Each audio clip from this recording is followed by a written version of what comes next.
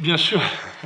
Alors, moi, mon intervention, ça serait pour essayer de changer les choses aujourd'hui dans la construction à Montpellier de grands ensembles. Je voudrais notamment qu'il soit imposé l'application des principes d'économie circulaire, notamment en imposant la mise en place d'un plan de prévention et de gestion des déchets générés par ces chantiers, l'utilisation de matériaux notamment alternatifs, la valorisation des déchets, mais aussi le réemploi des matériaux en circuit court quand cela est possible.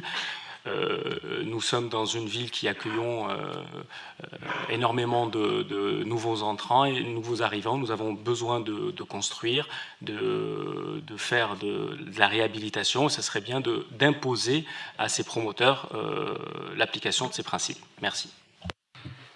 Merci, monsieur, de cette intervention qui est une contribution. Et donc, effectivement, il y a un sujet sur les matériaux biosourcés, sur notre stratégie que monsieur Vasquez entend conduire sur le meilleur déchet, celui qu'on ne produit pas. Il est effectivement extrêmement agaçant de voir du polystyrène avec ces petites bulles ensuite voler partout.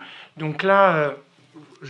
c'est un point de vigilance et un point de travail collectivement que nous allons mener avec la CERM et avec l'ensemble des opérateurs de la FFB.